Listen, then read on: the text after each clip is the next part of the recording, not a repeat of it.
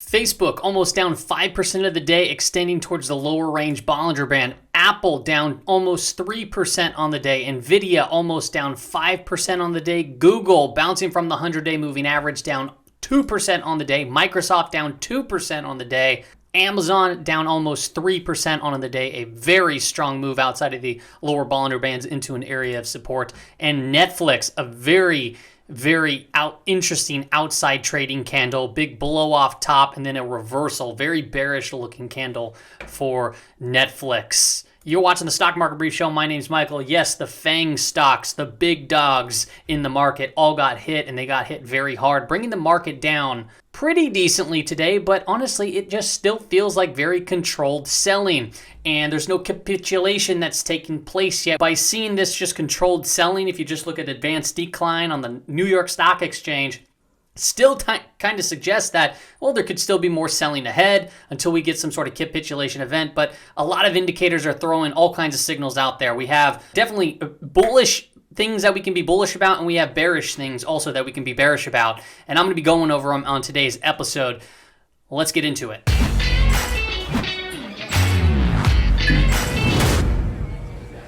All right, everybody, welcome back. We're going to start off here at the dashboard. A couple things I want to call out. Energy, utilities led the way. You can see consumer staples and real estate up there too as well. So defensive names, and then we have energy, which has just been a monster. You can take a look at a chart of oil and just, bow, look at that high. 2.29% up on the day, breaking through that 78, but closing just right below that.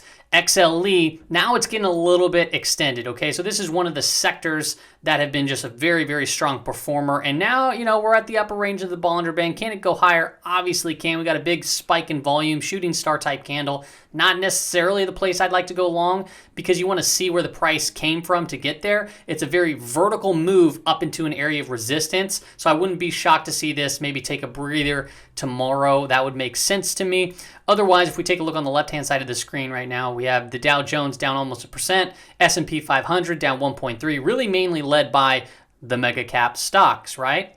And what we're seeing here, because the S&P 500 is not equal weighted, we're seeing the equal weight S&P 500 outperform the overall weighted S&P 500 because of those big tech stocks. Nasdaq, obviously the big loser on the day, down 2.14%. And then we have small caps down 0.5%. So actually getting some decent, the small caps are holding up quite decently in this environment, which we talked about on previous episodes. If we take a look at the dollar chart, the dollar hit into this area of resistance that we mapped out. It's kind of pulling down slowly. You typically get this inverse correlation, but now we're having all kinds of different little things take place where a lot of things are tracking. For example, the mega cap is tracking the yield. When the yield spikes up higher, that puts a lot of pressure on those mega cap stocks. So we're seeing the dollar pull back slightly. That makes sense. We broke out of a big area. Now we're pulling back. Is this going to be some sort of bull trap, or are we going to just retest and then start to continue head higher? We need more data. We need more time to really kind of determine what's going to be taking place. So I'm going to be looking at that 93.50 level here closely. TLT has really just been going sideways for the last 5 trading days. And now it being Monday, new start of the week, down slightly on the day, which brought the 10-year yield up, and that obviously helped apply some pressure to the big tech, mega cap stocks. And let's take a look at the Nasdaq 100. Nasdaq 100 broke down through this trend. That has technical implications. We saw some increased selling. Is this a bear trap? We don't know yet, right? We're at the very lower range of the Bollinger Band. This is a pretty overextended move. Nothing too crazy on volume, right? This is not like some huge, like I said, capitulation type spike like, we've gotten other spikes in other places. And until we see something like that, we can't really call a bottom. It's just, you'd be just guessing at this particular point. We don't have enough stuff on the smaller time frames. When we get into it, you'll see what I mean by it could be bearish, but there's also potential for bullishness here too. So RSI is getting overextended to the downside when we've been in those areas before. We've seen bounces. So this is, once again, not the place I would personally short into. But however, you can look for bounces and then potentially fade those bounces if you believe that the stock market's going to continue to head lower. If you take a look at the Qs on the 15-minute time frame forming a bear flag, I think we're going to get another gap up tomorrow. So we'll probably wake up with a gap up. We've been seeing that, and that's been bearish, right? The gap up has been somewhat bearish. Today, coming into Monday, we had a gap down, and then we actually had trend following through, in the golden hour of trading right here, and then it kind of just went sideways. But we are forming a bear flag right here. We'll see if we get a gap up, and the gap ups, they've been faded. And when we get gaps downs, typically if it's like some very strong move in already overextended territory, you can see people kind of play that bounce potentially. Now, we've been watching the 5-day moving average. It's been declining. And my last market brief that was on, I believe, Thursday, we talked about things being overextended. Look for a bounce. We got a bounce. And then we said, look for fading those bounces. And look where it came up to, right around that 5-day moving average. And it got rejected going into the very next trading day, which was today. Interesting stuff. If you look at the S&P 500, another low there. Still opening the door for a lower range here. We're around 4150 by the 200-day moving average. I mean, the RSI is below 50. The price percent oscillator, it's just going straight down. A little slight divergence here in the histogram by this low and this higher low. So that's something that we can potentially watch out for a bounce. If we get through this seasonality, it could be setting us up for a end-of-year rally in the stock market. A lot of people are calling for a crash. This is not a crash. This is controlled selling by all means. We would notice what a crash is. A crash would be just significantly more, forceful to the downside. This over here in last September, this was more forceful to the downside in my opinion. We saw that big, just like, well, not really big, but gap down, and then this really strong forceful move. And then we saw the bulls come back, and then we saw a big gap down again. And that was some wild stock market action, and here wild price action, and in here it's just to me it's really nothing going on right now, right? It hasn't even reached a 10% correction yet. It's been a while. We're just below, around just over 5% down. SPY on the 15-minute time frame forming a bear flag right here, right? 5-day moving average, look at, pinned it, boom, got faded completely right into it going into Monday. So if you did catch this and you faded this going into close on Friday, you got some profits today, that's for sure. IWM held up quite well relatively to the other indices, still in the middle of the trading range.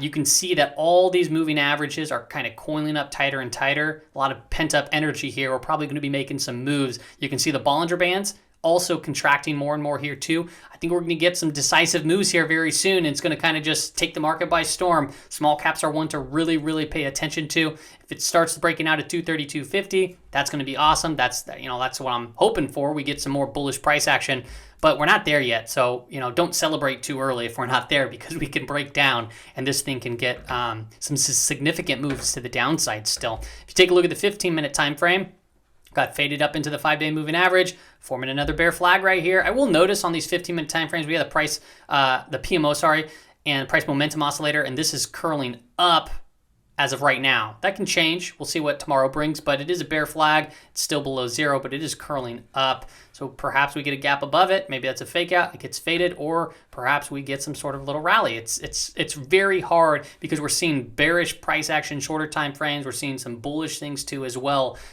taking place. So let's look at the Dow Jones really quick. Inside trading day on the Dow Jones Industrial Average.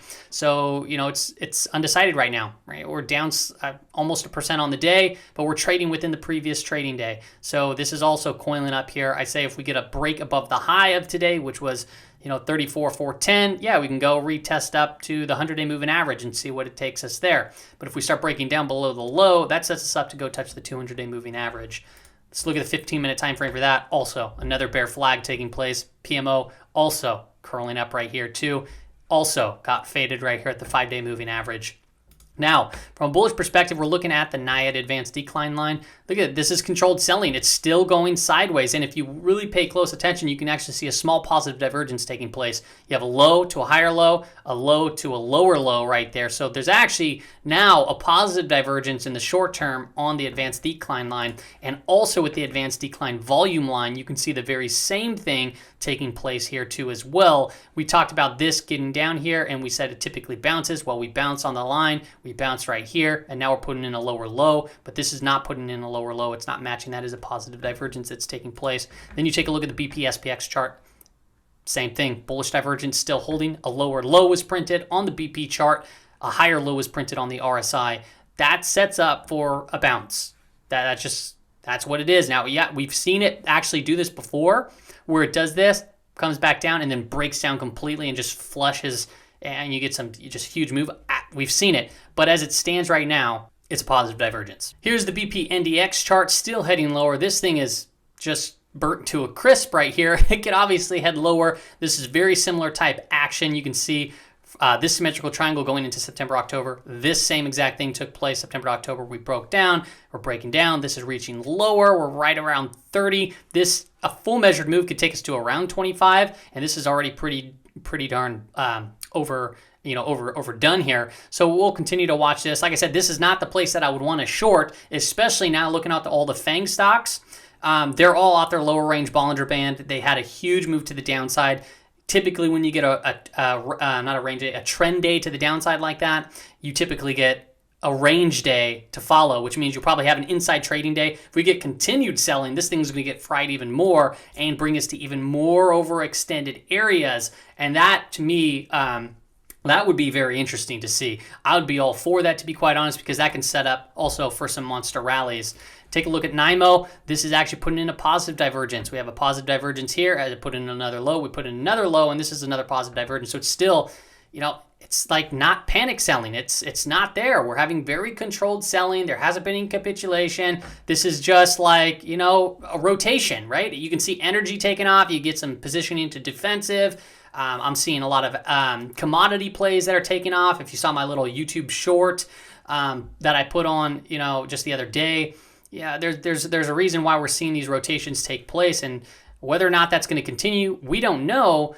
But if you're if you're looking at the market right now and saying this is going to crash, it's the crash, this is it, this is the black swan, it's taking place. It's just not. That's not what's happening right now at all. It's not. And can it? Yes, of course it could happen. We could get something that just rips us to the downside, but as it stands right now, that's just not the case. This is like the script of seasonality right now.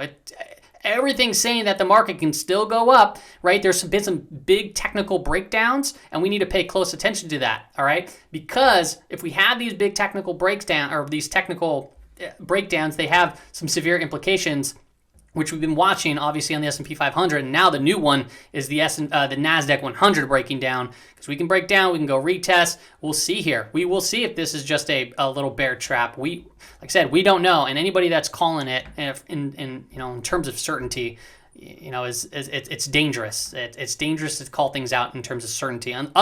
Unless you're Kaplan or Rosengren or Clarita. If you're a Fed member, I guess you can call it with certainty because you're an amazing trader.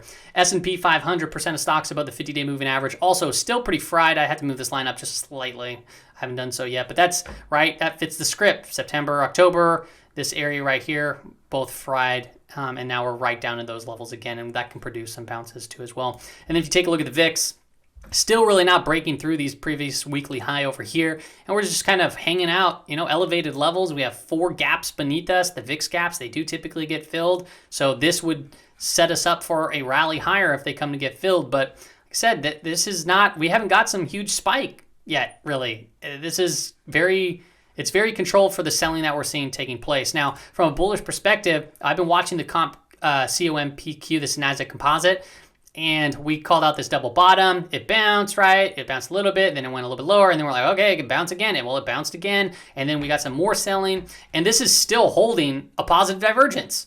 So, and this could be a falling wedge. So, like I said, I still don't see the short setup right here, right now. And if the Nasdaq composite starts ripping, well, that could be obviously very good.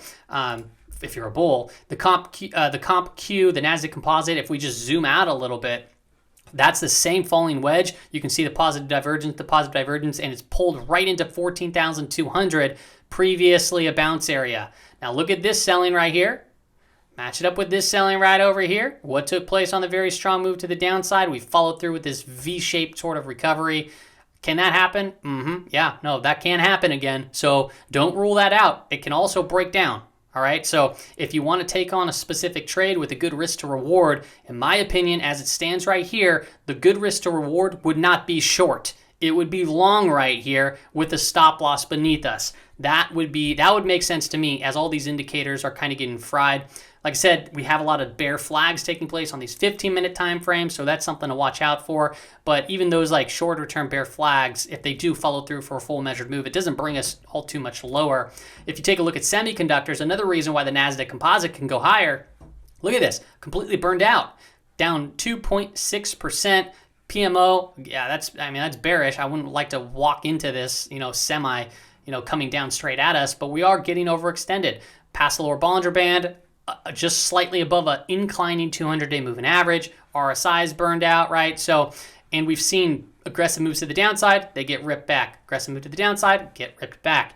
Could this be different? Could be. Like I said, it's too hard to tell, but I wouldn't short here, right? I just wouldn't do it. It doesn't make sense. Would I short maybe potentially on a bounce and fade it? Yeah, I can see that, especially if the market continues selling off. But that's a pretty strong move. I would be shocked to see continuation like further down very quickly. I would expect the 200-day to probably maybe come lower, but then all of a sudden the market brings us right back up, closes at the 200-day moving average. It looks like a hammer candle, and then we're like, oh, okay, maybe it's holding a support, and then we bounce. That to me is more than possible, or another inside trading day. I don't expect much to happen. Although tomorrow, being Tuesday, it's turnaround Tuesday. Who knows what's going to happen, right? If you take a look at another ETF here, this is biotech. Biotech got completely thrashed. Look at that. I was watching this symmetrical triangle here at all-time previous highs. Did not break out to the upside, broke to the downside. If you would have played a symmetrical triangle breakout, actually I wouldn't have broke out, so that wouldn't have been an entry. But dang, this thing got extended to the lower Bollinger Band. Bam, even went down further. This is very, very overextended as well. RSI is getting a little frothy, but not something that I would want to just step right into. It is pulling somewhat into this previous area of resistance, and this all this. I don't have a volume shelf profile on right now, but this price action probably created a volume shelf profile, spike right around in this area. So I wouldn't be shocked also to see biotech start to bounce from here too. So that's all I got for you, everybody, on today's episode. I try to keep it quick and to the point. Look it's too hard just to wrap things up. It's too hard to really say, hey, it's going lower, or hey, it's going to go higher, and this is it, right? We're getting overextended readings, so I see definitely the possibilities to be very tactical, and we can see bounces. Okay, a bounce could be very aggressive, but if we are going through a prolonged bear market, this is the start of a bear market. What you can expect is very strong rallies that trap in more longs, and then all of a sudden those get faded. So you just need to be very, very tactical in this current environment as we're going through all this interesting stuff right now. There's millions of reasons to be completely bearish as everyone calls for a stock market crash, and there's reasons to be bullish as the Fed keeps printing more and more money. All right, so just be careful out there. That's all I got for you on today's episode. Everybody have a good night.